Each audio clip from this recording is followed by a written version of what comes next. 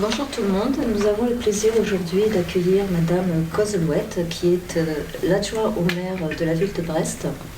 Et j'ai pour mission de vous questionner. Et donc pourquoi aujourd'hui cet événement fort pour le métier d'assistante maternelle?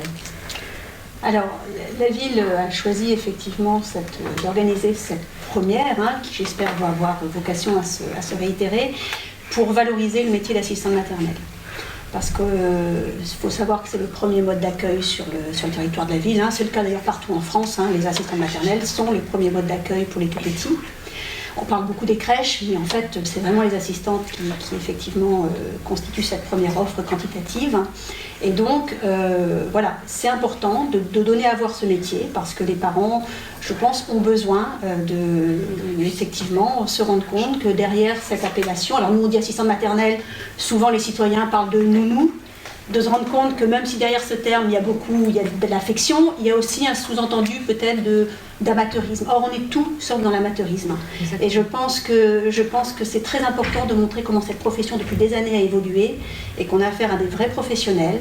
Et donc pour les citoyens, pouvoir accéder à ce genre de manifestation, c'est se rendre compte de ce professionnalisme et du fait que quand on confie son enfant, ce qu'on a de plus cher quand même à une assistante maternelle, on peut y aller en confiance parce qu'on a affaire à des personnes qui remplissent un vrai rôle social, qui remplissent un vrai métier.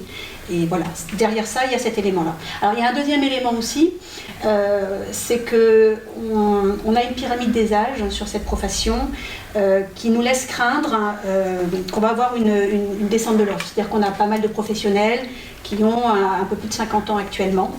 Et donc, naturellement, elles vont évidemment partir à la retraite à un moment donné.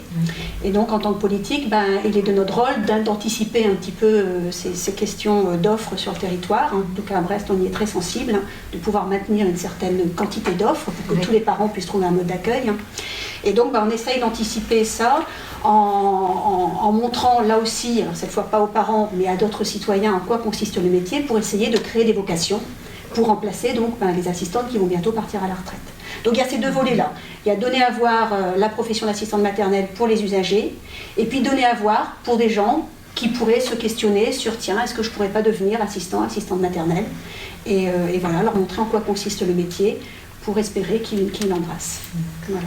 Est-il difficile quand même de postuler de nos jours à la mairie en tant qu'assistante maternelle pour travailler au sein même du service petite enfance en tant qu'assistante maternelle? Vous parlez des crèches familiales, ce qu'on appelle accueil individuel municipal. Oui. Voilà.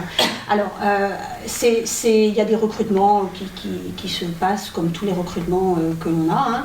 Après, actuellement, il n'y a pas forcément beaucoup de place, mais ça se fait régulièrement parce qu'on a nous aussi des départs à la retraite. Voilà. Mais vous avez raison de parler de ce service-là parce que c'est un service qui n'est pas très connu des Brestois. Il n'y a plus beaucoup de villes qui ont des crèches familiales d'ailleurs. Et je vais peut-être profiter du coup de la parole pour expliquer rapidement ce que c'est. Ce sont des assistantes, donc, comme vous le disiez, qui sont employées directement par la ville de Brest.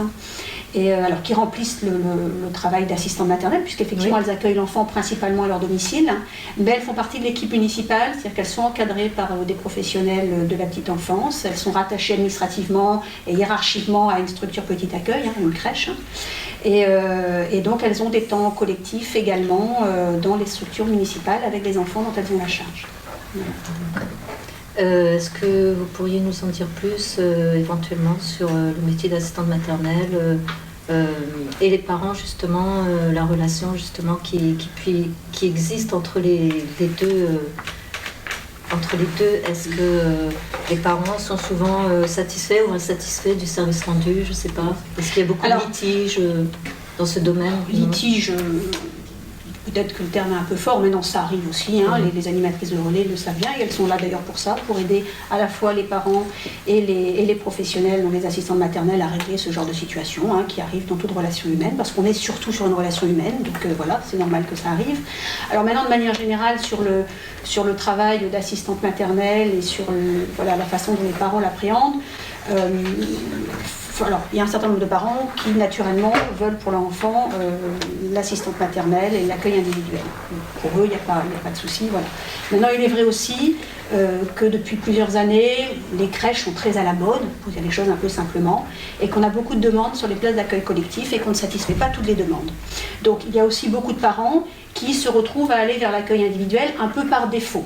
Voilà, ça arrive, qui avait initialement prévu, imaginé, parce qu'il y a aussi beaucoup de fantasmes autour des modes d'accueil, tant qu'on n'a pas essayé, on ne sait pas trop en quoi ça consiste. Donc il y avait initialement imaginé plutôt un accueil collectif pour leur enfant, et puis pour X raisons, ils ne trouvent pas de place, et donc se retrouvent à aller vers les assistantes maternelles.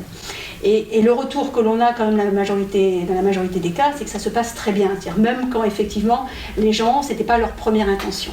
Et je pense qu'un des éléments qui fait que ça se passe très bien aussi, c'est que quand on doit confier un enfant, surtout un tout petit, c'est vrai que ce côté familial, d'un milieu un peu préservé, avec une relation unipersonnelle, un enfant qu'on donne à un seul référent, je pense que c'est aussi une garantie quelque chose qui se passe en confiance. Oui, tout à fait, c'est exactement le mot. Voilà. Bien, je vous remercie pour toutes ces réponses. Je vous en prie, merci.